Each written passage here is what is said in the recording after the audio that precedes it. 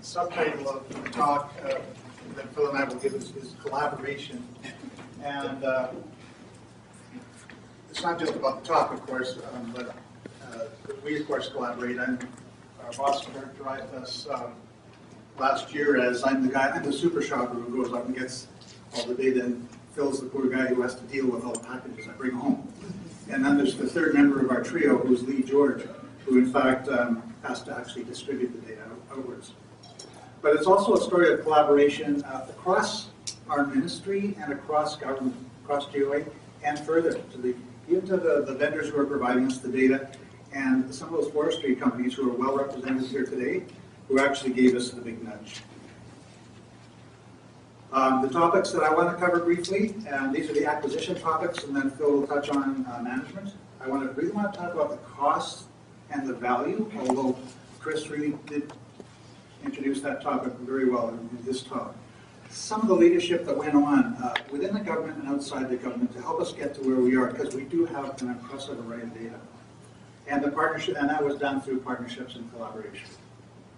Quality control, very important. I really want to acknowledge that that verifies the value of this data. And so I just want to acknowledge the people who are involved in that. What coverage we do have now, and that is an impressive number, and the licensing restrictions. I want to highlight that this is not GOA data.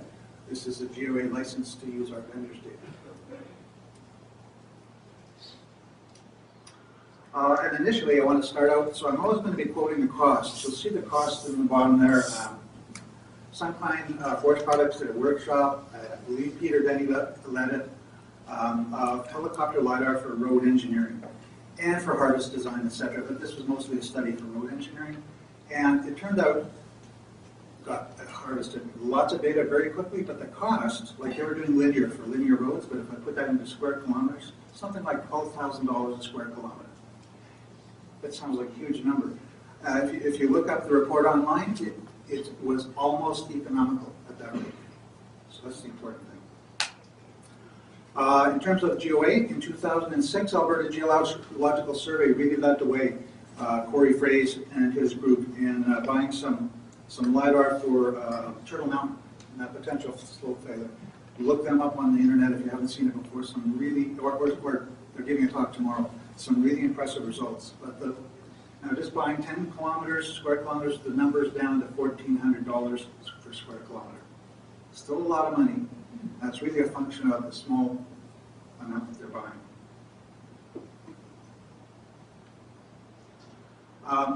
GOA was we've always been hugely interested. When we're looking into data acquisition to meet business needs, we're looking into options and alternatives, and we're always doing that. In those days, one of the next snap was a pretty big deal, and IFSAR was being promoted. So we did some tests. Could we use it? And the vendor at that time said, well, we have a problem. We can't really work in highly forested area or area with high relief, but we can work in the flat areas. And so we did some tests in the flat areas of the white area and found that there was some problems with the hydrography. So yes, it was going to be pretty good. It was better than the 25-meter or 100-meter DEM that we had at the time. But still, the return on investment, we, in the end, decided probably not worth it. Again, Peter Denny is so 2 or 3 years later, and Jay Mills, where they put on a talk, I believe it was down in Sundre, although I've also heard it was Jasper. But anyway, it was a very influential talk because some senior SRD managers were there. And the word came down for Bob Sleep and Dave Murray to organize a conference, and let's do it fast. And Bob did that. It was almost not, it was 5 years ago, so it just happens to be 5 years ago that Bob organized our first conference. He got 81 attendees. Bob phoned each one himself. Really led the organization there. There was forest companies and the Geological Survey who were discussing what they'd done. The focus was to be on standards, because this was if we were going to invest in LiDAR, we better all agree on what the standards are and some of the research that was happening. So, just like Chris said, they found that there was all kinds of uses just besides the DEM. I mean, yes, it was useful, and my hazards has disappeared at MSC. But for road planning, wet area mapping, site design, if you're doing any planning, wetlands, flood potential, all of those things came to light. There's a huge potential for the GOA. So by the fall, and this is where I want to acknowledge the internal leadership, and Bob and Dave Morgan had actually put together a business case and put out an RFP and signed the contracts. And that was a huge job, and it took a whole lot of work in putting together the specifications, for one thing, with the help of with Tony Balsey from RIMBY and Jeff Banham from Surveys. And that's a pretty big contract if you've ever seen it. And Jeff Moore helped us to assemble that contract and make sure that it passed muster.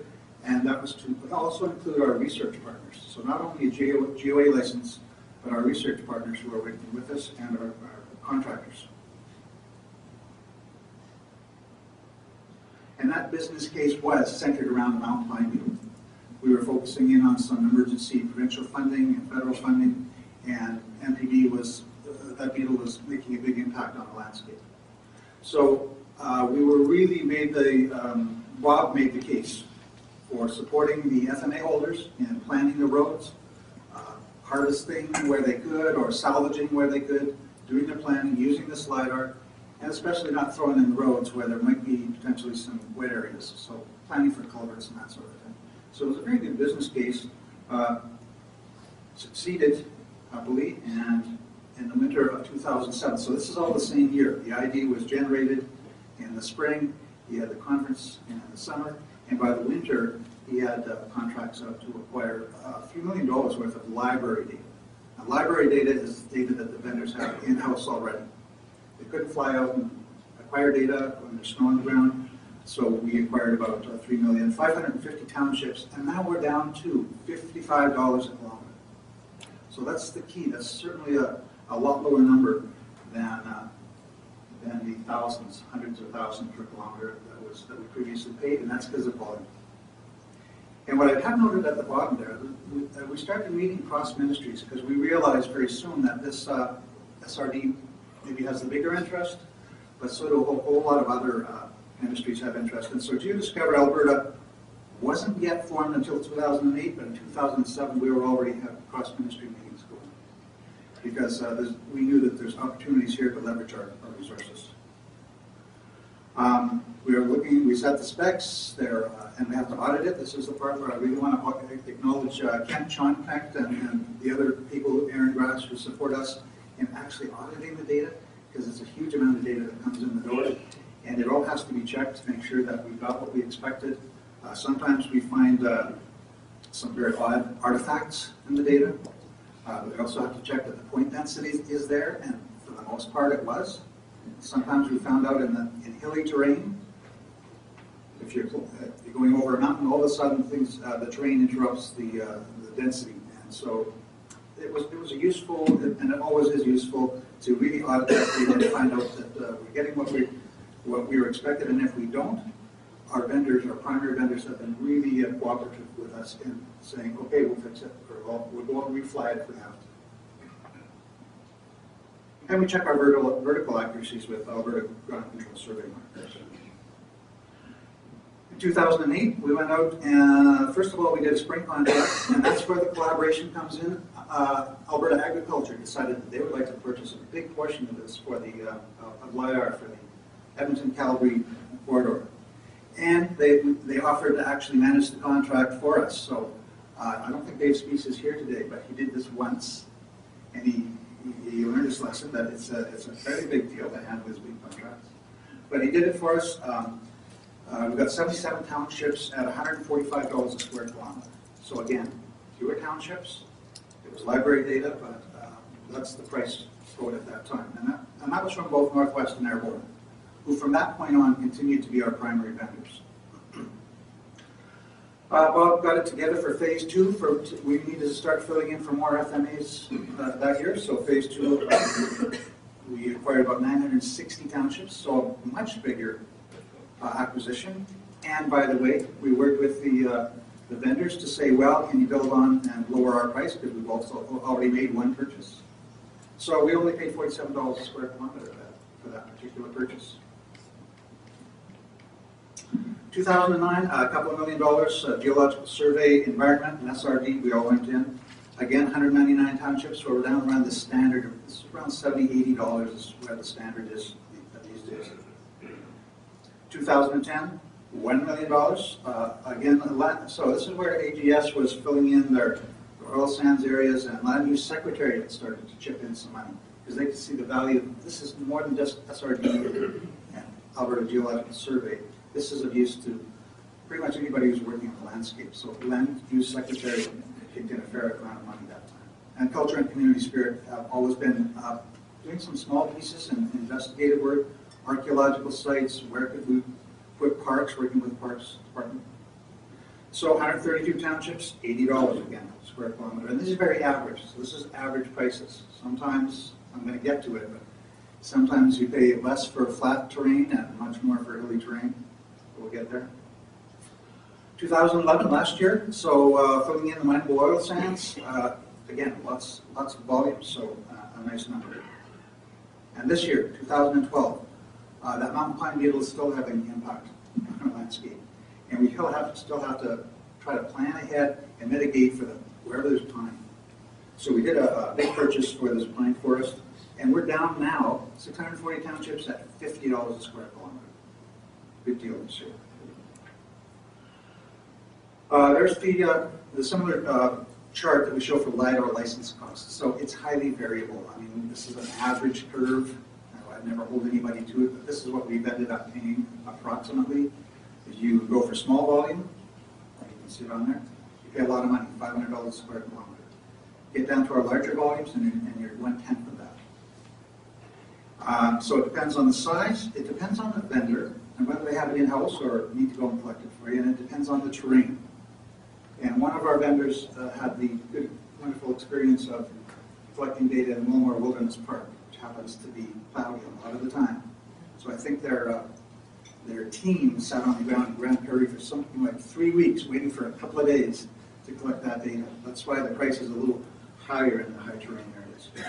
So, bottom line there, our total investment to date is $17 million. But I want to highlight that's 500 billion data points. Now, that's not necessarily, only about half of those, or slightly a little less than half of those, are on the ground. But if I did my calculations, I think that's somewhere around 300 or 3,000 per cent, for a penny. And if I have experience in collecting GPS data points, or if you're a surveyor, I think you'll agree that's value for going. So what's the value towards sustainability? Because that's what Wendy started off talking about today. Well, it's only valuable if you're involved with planning or inventorying or monitoring or assessing the natural resources or any activities on our landscape. And that's pretty much everything we do at SRD, and there's a whole lot of other departments that are involved in that as well. We've documented, I think, 23 uses so far, and there's probably going to be more emerge as people say, well, yeah, I'm actually using that for something else, because they're being derived data sets. It's not just using the LiDAR directly, it's going to the wet area mapping, which is going to impact planning and maybe parks planning, et cetera, et cetera. So calculating the value is just about as difficult as calculating the value of ecological services. I do want to mention the licensing constraints. So this is licensed data. We do not own it. It's a 99-year, most of our contracts are 99-year contracts. So we can use it within GOA. We can also, it's written right in there, the forestry companies can use this to mitigate the effects of mountain pine beetle. And that's fairly broad. I mean, you have to do lots of road planning, etc. And we in the GOA can derive products from that and publish those products. So we're not limited by what we derive and post. Current state, we now have 280,000 square kilometers. That's almost half of what we could collect if we don't consider national parks. Majority of the green area now. And I mentioned Geodiscover Alberta before. I'll mention it again. Whenever we're talking about partnerships with municipalities or industry or anybody, they all say, and what about LiDAR? Can we work with LiDAR too? And we're holding off on that. Joe McEwen is leading that charge. But we have written, we did see that this would be a potential down the road. So within those license agreements and those contracts, there's an option for partners to buy in at 50% of whatever it was we paid at that time for that area. So that option is there. And I will say that there are other options. There's always been technologies who, vendors who come forth and say, I've got a new technology and we think that we can, I'm just about at a time here. So we've always got potential vendors who say we've got solutions, and there's certainly a lot of people out there with a business need. Yeah, I don't want to go into a lot of detail about coverages and stuff. Brian's done a really good job in showing the multi-year acquisition stuff. I just wanted to talk a little bit at a high level about specifications. Chris, some really good comments about flow and the need for best practices, guidelines, specifications. We've had kind of an iterative process over the last 5 years trying to build up our specs, so it's continuing to evolve. Also wanted to talk a little bit about user access and a technology migration project we're under right now, and then just throw it over to the floor. As Brian had indicated, I've been working at this for the past 5 years. Our storage requirement for LiDAR alone is approaching 25 terabytes. Currently within SRD, we're managing imagery and raster data sets, stereo imagery, ortho products, over 150 terabytes of data. And this is a real eye-opener for us. It's like an exponential growth. We've seen this growth at approximately 20 to 30 terabytes a year for the last 5 years. And it's been a real challenge for us to manage this information. And LiDAR is, as you saw from Chris's talk, very intensive amount of information is captured. And actually, he's scaring me a bit, because I'm wondering if this echo data set is yet another data set we're going to be wanting to manage. It should be in there. Well, I'll have to look at our specs and see if it's part of our deliverable, but not only is it a lot of data, but it's a lot of information. We're really struggling trying to manage all this information. We have over 65,000 tiles of LiDAR data. This is down at the 2 kilometer by 2 kilometer grid. And this contains all the LiDAR for that particular area, but it's becoming a bit of a management challenge for us. And this leads into the next step that we're going through, a bit of an infrastructure upgrade within SRD. We're implementing ArcGIS server technology and a virtual server, or a point or a cloud network capability. And we're going from our initial implementation, which was about 24 terabytes, to well over 100 terabytes with the storage area network capacity. Plus, equally important, we've implemented an efficient tape archival process that will handle over 150 terabytes of data. We're finding that the way the media is delivered, the data is delivered to us is on these portable hard drives, and they're really vulnerable for loss. So we're trying to make sure that all this data is backed up and available as needed. As I've indicated, Brian's done a good job in terms of overviewing the coverage. The light green area is the new imagery purchases, Brian, I think for 2012. I see it indicate a lot of collaboration across the Government of Alberta to acquire this imagery. We're doing pretty well in the green area. As I had mentioned, our specs development has been somewhat iterative. Tony, Balsey, Ken, and Aaron have done a lot of work in pulling together the specs.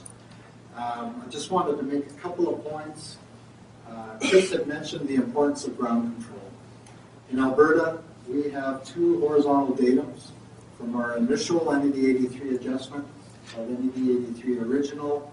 We have a coordinate data set, and then what we have is a more accurate CSRS implementation. It's tied to the International Terrestrial Reference Frame, EPOC2, and it's more GPS-based. And our specifications requested delivery of the LiDAR data using the NED 83 CSRS specification, but we haven't had a lot of confusion from amongst our users. And the note here is, it's just a caution. The differences between these 2 implementations are getting down around the LiDAR accuracy levels. It's about 2 decimeters, and it's not easily modeled. It's kind of a chaotic shift within the province. It's sort of municipality driven. So you need to be very careful. You don't want to be retransforming this information from one datum to the other unless you're absolutely sure it's required. We use the Canadian geodetic lyrical datum of 1928. This is a spirit level datum, and the feds are going through a height modernization process. So I'm looking at all this 24 terabytes of data that we're acquiring and potentially having to convert it into this new datum. It's an important implementation because it's gravity-based versus leveling-based. And in Alberta, I believe the tilt is about 75 centimeters. Positive 75 in the Rocky Mountains down to 0 in Saskatchewan. So if you're doing provincial type modeling exercise, you're going to have to be aware of this tilt that's going to be introduced or removed from the data with the height modernization project. From a specification process, we're looking at accuracy levels of root mean square error for vertical of 30 centimeters and 45 centimeters for the horizontal. I'll just, in interest of time, I'll just move on. We've had some real issues with the way that the data is delivered from the contractors, and we've been beefing up our specifications. For example, we have been using file extensions to uniquely differentiate between the DEM products and the Hillshade products. And we're converting, we're changing our spec to go from ASCII for the DEM data to use a TIFF format. It's got quite significant cost-saving benefits. TIFF is about 25% of the ASCII format. So eventually we'll convert to a full TIFF format. So we've got to come up with uniquely identifying all our information down at the tile level, which is down to 2 kilometer by 2 kilometer convention. We still are finding that the portable hard drives are most convenient medium to transfer data around. We actually, with our contracting, we'll get multiple deliveries using hard drives. We have to deliver some to FMA, some we keep internally, some end up in our regional offices. But this is a pretty important distribution mechanism for us currently, and we're looking at opportunities for use of technology to be more efficient and provide user access to the data through use of, say, image server technology with ArcGIS server. We've been publishing big initiative within SRD and across the Government of Alberta to publish all our geospatial information within the GeoDiscover Alberta portal. Jordan, I think I have the internal portal address here. The external is _pub, portal _pub. They're going to be changing releases. Yeah, so that's why I wasn't too worried about the URLs. We're going to, as part of our technology upgrade, we're implementing GeoPortal technology from Esri. I think it's version 1.1. And it's more of an open type implementation, open standards type implementation. But the point I wanted to make is that we've been quite successful in using Esri's image server product to publish web mapping services through to the GeoDiscover Alberta portal, at least for the GeoA portal. We're not allowed to present this views of the imagery to the public as of yet. Just one final slide here, just kind of a summary statement. It's looks like we're just copying from one place to another, but quite a significant upgrade underway. We've been using, some tell me it's obsolete technology. I think it's going to be deprecated by Esri with the release of ArcGIS Server 10.1. This is ArcIMS. We've successfully implemented a variety of web mapping services, and we're currently in the process of upgrading our infrastructure to ArcGIS Server, and I think David Perry is going to follow. He's going to give us some real insights into the advantages of moving to ArcGIS Server version 10 and the integrated capabilities for using the image server. At the same time, we've been working with the IT guys to significantly upgrade our storage area network technology, and we're also implementing a cataloging system called Earthware. This will help us ensure consistency of all the data we're managing and help us manage redundant data sets and make sure that this data is easily available for our distribution group to get out to work.